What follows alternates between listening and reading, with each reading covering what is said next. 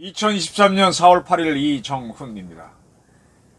이재명에 대한 비판이 매우 많죠. 그걸 덮기 위해서 등장했던 게 이재명 씨가 자기 부모 산소에서 있었던 생명기라는 돌조각을 흉매라고 했다가 실패했습니다. 여러 가지를 던졌습니다. 그 던진 것 중에 하나 최근에 있었던 거는 반일파리였습니다. 반일운동. 근데 그 반일파리도 생명기처럼 식상해져 가고 있습니다. 네. 제가 이렇게 크게 봤을 때 이재명이 포함된 좌파들의 기동전이 좀 잘 안 되는 걸로 보입니다. 아주 웃기는 거 많이 보도가 됐는데, 더 탐사라고 하는 그 이상한 매체, 네. 이번에 윤석열 대통령이 부산에 갔다가 엑스포가 앞으로 잘 될 거냐 안 될 거냐, 안 될 거라고 보는 분들이 더 많죠. 한국이 어려울 거라고 보는 분들이 많은데, 어쨌든 윤 대통령이 애는 쓰고 있습니다. 그거와 관계없이 그런 행사를 갔다가 부산 일광 횟집에서 밥을 먹었는데, 술을 마셨는데 그걸 시비를 걸고 있습니다. 더 탐사가 뭐라 그랬느냐, 일광은 날일자 빛광자죠. 영어로는 sunrise다. sunrise. 이게 우길기의 상징이다. 우길기라고 하는 거는 일본 해군기를 보시면 생각하시면 됩니다. 이에 대해서 그 일광이 포함된 부산 지역을 지역구로 갖고 있는 국힘당 하태경 의원이, 야, 영어 똑바로 해, 이런 식으로 얘기했습니다. 야, 일광이 영어로 하면 sunlight지 무슨 sunrise냐. 일광 하면 그야말로 햇빛이지 뭐가 해가 일출이냐. 선라이즈는 해가 뜨는 거니까 일출이죠. 그것도 모르냐, 이 XX야, 그런 거죠. 선라이즈는 일출이다. 친일몰이를 위해서 초등학생한테도 통하지 못할 영어 단어 왜곡까지 하느냐? 라 그랬습니다. 과연 언론 대접을 받을 자격이 있는지 모르겠다. 한마디로 이 무식한 놈아 그랬죠. 그리고 건진법사라고 천공과 더불어 김건희 여사랑 가깝다는 알려진 천광법사 소속 종단이 일광 조계종이라면서, 그러면은 일광 횟집 간 거랑 관계가 있는 거 아니냐라고 덧탐사가 했대는데, 하 의원이 자기 지역구니까 일광 조계종은 기장군 일광과는 아무 상관이 없다. 그 일광 조계장은 본사가, 사자는 절사자입니다. 본사가 충주 일광사이기 때문에 일광 조계종이다. 불교에서 종단 만든 게 그렇게 어렵지 않습니다. 조계종, 천태종, 여러 종들이 있죠. 어렵지 않아요. 몇 가지 조건만 갖추면 됩니다. 근데 많은 종단들이 이 조계장, 무슨 조계종을 많이 땁니다. 자기 본사가 일광이니까 일광 조계장 한 거죠. 그럼 이렇게 딱 하고 난 다음에 이 하 의원이 황당하고 역겹다. 일광이란 이름이 친일이면 현재 부산시 기장군 일광읍에 사는 사람들은 다 친일파이고 일광 식당에서 일하는 사람들은 모두 친일파냐. 자, 이쯤 되게 되면 이제 친일파리한 사람들이 미천이 바닥났다는 얘기죠. 국힘당 김예령 대변인이 뭐라고 했는지 참 희한한 말을 했어요. 이렇게 얘기합니다. 야, 더 탐사야. 더불어민주당에 민주가 들어갔는데 그 더불어 들어가 있는 민주는 조선민주주의 인민공화국의 민주에서 유래했느냐? 이렇게 물었습니다. 일광이란 단어 때문에 친일파로, 일광식당에서 밥 먹었다는 것 때문에 윤석열 대통령 친일파로 모는 거에 대해서. 더불어민주당의 민주는 조선민주주의 인민공화국의 민주에서 유래했느냐.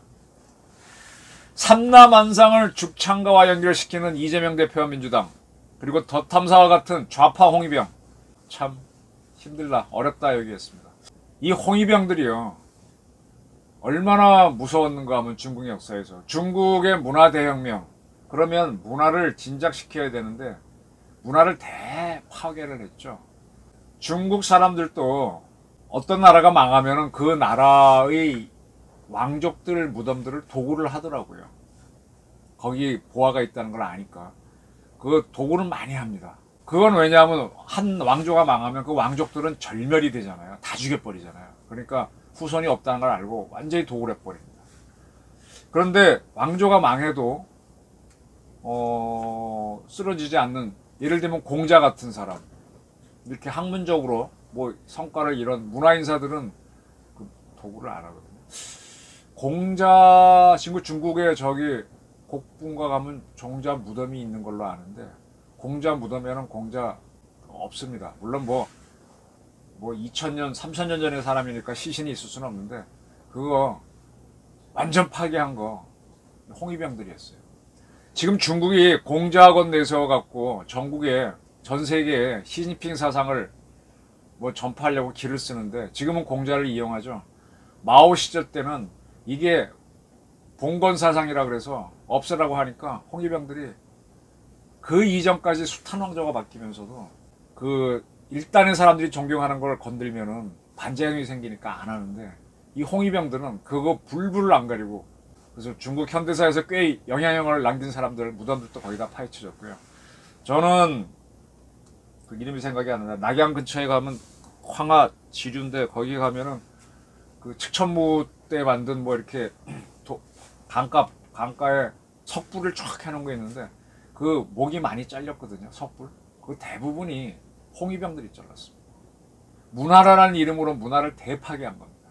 그냥 뭐 하나만 나오면 무조건 때려 부수는 거예요. 지금 이 일광 횟집에서 밥을 먹었다는 거 하나 때문에 일광을 선라이즈로 해가지고, 야, 일본 우일기랑 갖다 붙이는 거, 이거 진짜 미천도 딸리는 얘기들이죠. 네. 이러니까 반일파리가 식상해지는 겁니다. 또 하나, 우리 양이원영 의원, 참 반핵파리 오랫동안 한 사람이죠. 네. 아주 뭐 위안부 할머니 같고 그렇게 사기친 그 사람과 뭐 그렇게 많이 한 사람이죠. 핵 가지고 참 우리가 이렇게 혜택 보고 대한민국 살 길을 만드는 핵을 완전히 망치려고 덤빈 사람이죠. 예. 이 사람 일본 가가지고 일본 경찰들을 우리 공안에 비유하고 뭐 말실수도 많이 하죠. 예.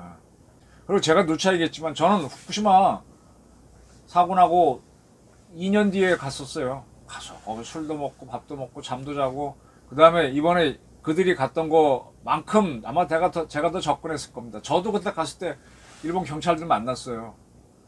그 사람들도 거기에 왜냐면 빈집들이 많으니까 순찰 도울 겸 돌더라고요. 자기도 뭘 쓰고. 나 이렇게 보더니 뭐 하냐 그러길래 나 뭐다 그랬더니 그러냐고 내가 당신 찍자 그랬더니 나 찍지 말아요 하고 도망가더라고. 저를 제재한 바는 없어요. 근데 양이원영은 자기가 가서 떠들 때 귀에다 꽂은 정보과 형사들이 그렇지 와 있었다고 당연히 자기 일 하는 거고 지는 지 일을 하면 되는 거지. 이런 식으로 반일파리를 해. 응? 이러니까 이런 사람들이 나중에 뭐가 되느냐, 결론적으로 윤석열이라고 하는 검찰총장을 대통령 만들어준 제3의 추미애가 되는 겁니다. 덧탐사 같은 매체, 양이원영 같은 사람. 지금 계속해서 지금 북한에서 뭐가 내려오는지 4월 3일날 산불도 많이 났고, 지금 좌파들이 어떻게든 자꾸 운동을 일으키려고 길을 씁니다. 왜 그러느냐? 윤 대통령이 큰 결단을 내려서 일본을 방문해서, 참 우리로서는 제가 보기엔 그렇게 하면 별거 아니에요. 고로디우스 매듭을 자르듯이 탁 잘라버리면 되고 콜럼버스 달걀처럼 탁 깨서 세우면 되는 건데, 그거를 시시하게 못한 문재인처럼 피해가는, 그렇게 안 하면 돼. 근데 박근혜도 사실은 일본하고 가까워지는 거를 굉장히 회피했단 말이에요. 그러니까 자꾸 문재인 같은 유들, 양이원영 같은 유들이 자꾸 설치게 되는 건데, 과감하게 해버리면 별것도 아닙니다. 고르디우스 매듭을 자르면 돼요. 가서 딱 해버리니까 막 반일로 해서 선동을 하는 건데 처음엔 먹히죠. 근데 사람들이 가만히 보면서 참 저 떠드는 자들 별 문제도 없네. 가장 중요한 거는 핵폭탄이 터졌던 1945년 8월 달에도 없어서 못 먹어서 그렇지 남해 쪽에 사는 사람들은 생선 먹었고, 그리고 2011년 후쿠시마 사고 났을 때도 그때도 역시 생선 먹고 살았고, 지금도 살았고. 오죽하면은 정영훈 카이스트 교수가 그거 하나 처리수 내보냈다고 그거 난리냐? 그러면 태평양에다가 수면제 한 2알 풀어놓으면은 바닷속에 고기가 전부 다 잠자냐? 참 그런 소리를 했습니다. 가만히 들어보면 다 맞는 말이잖아요. 사람들이 합리성이 있기 때문에 이제 반일파리들의 선동을 이제 다 알아차리는 겁니다. 추미애가 빼락빼락거릴수록 점점 더 좌파는 고립되는 거죠. 지금 이재명 씨는 자기 면피하려고 돌조각 나온 거 가지고 흉맨이 어쩌고 하다가 이제 선처를 말한다고 이리저리 이재명의 대타 반일파리 이제는 식상하다. 네, 좌파의 기동전이 잘 먹히지 않습니다. 이럴수록 민노총은 나와서 날도 따뜻해지니까 자꾸 시위를 벌이겠지만 저는 점점 그럴수록 고립돼 갈 것이다. 네. 북한도 계속 위협을 가할 겁니다. 중국도 날뛸 겁니다. 근데 중국이 날뛴다고 우리가 사드를 배치 안 한 것도 아니고 북한이 저항한다고 해서 우리가 안 가는 것도 아닙니다. 이제는 이 좌파들의 감성운동에 속지 말고 오히려 그 자들이 왜 저러는지 속아내고 수사를 할 때라고 봅니다. 경청해 주셔서 감사합니다.